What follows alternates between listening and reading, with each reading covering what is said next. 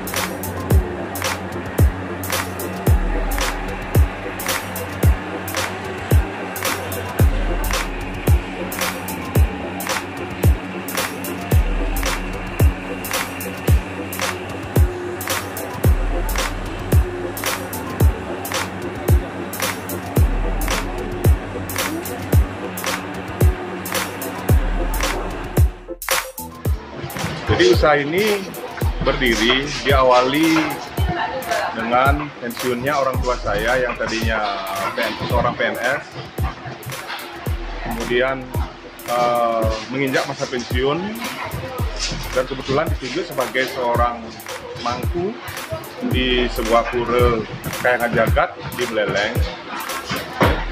Jadi beliau ingin di sela-sela kesibukan beliau ada aktivitas yang berhubungan dengan profesi beliau. Kemudian timbul ide saya untuk membuatkan sebuah toko ketika saya membangun rumah kos-kosan.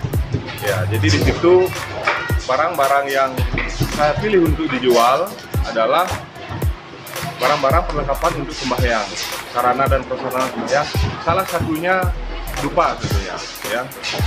Dan kemudian seiring dengan berjalannya waktu, jadi sesuai dengan permintaan daripada konsumen, jadi produk-produk yang terlaris adalah produk-produk yang digunakan dalam untuk kebutuhan sehari-hari, seperti misalnya dupa. Dupa-dupa yang saya jual itu diproduksi oleh orang lain awalnya, ya yang dipasok dari lebih banyak dari kota Denpasar. Ya. Meskipun dupa tersebut sebenarnya banyak juga yang berasal dari luar negeri. Jadi bisa dikatakan dupa impor lah, yang berasal dari Cina, Malaysia, India, dan sebagainya.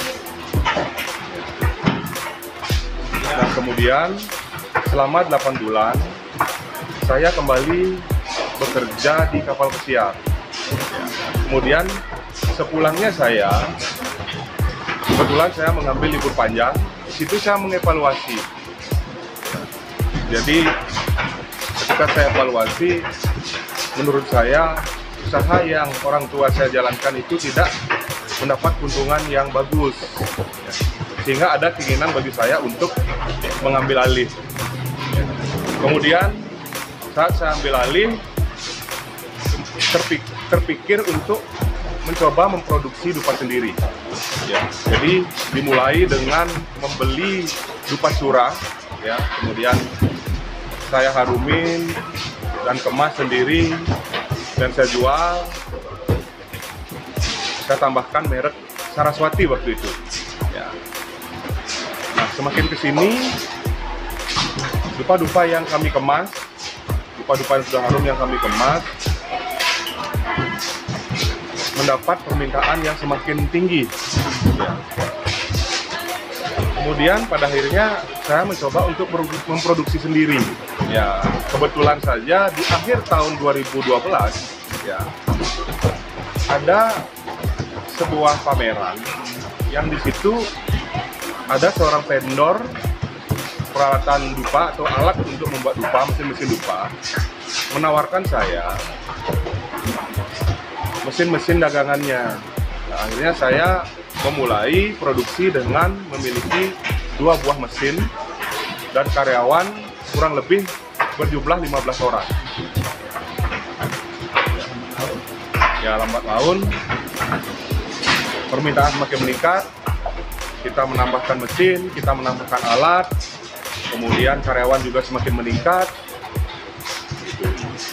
Dan dalam perjalanan tersebut, dari segi nama daripada atau brand daripada dupa kami yang awalnya Dupa Saraswati saja, kemudian menjadi Dupa Saraswati 108.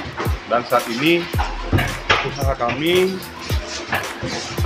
legalitasnya CP Saraswati 108.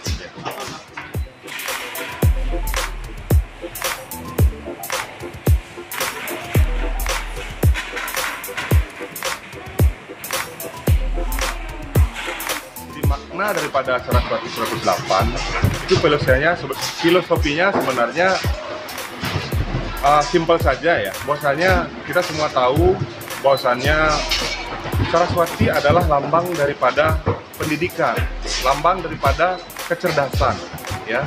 Dan angka 108 ini adalah angka sakral bagi umat Hindu di Bali, di mana angka 108 ketika dijumlahkan hasilnya adalah 9, dan 9 ini adalah angka tertinggi bagi kami. Sehingga ketika digabung, Saraswati 108 mengartikan kita berbisnis dengan pintar guna mencapai hasil yang setinggi-tingginya. Sukare data kami akhir bulan kemarin, karyawan kami mencapai 200 orang. Dan lebih banyak memperkerjakan perempuan.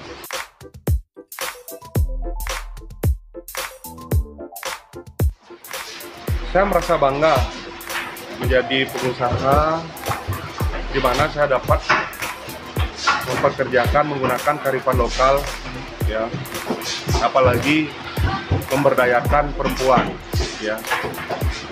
Jadi rasa bangga itu melebihi daripada keluh kesah atau cobaan yang pernah saya alami selama menjadi pengusaha berusaha dalam bidang dupa ini.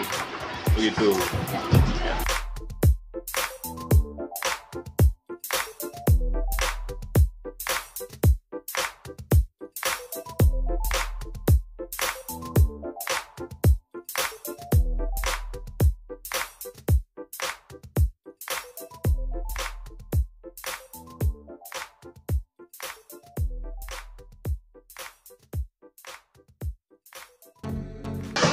Jadi dalam berusaha itu harus tekun ya.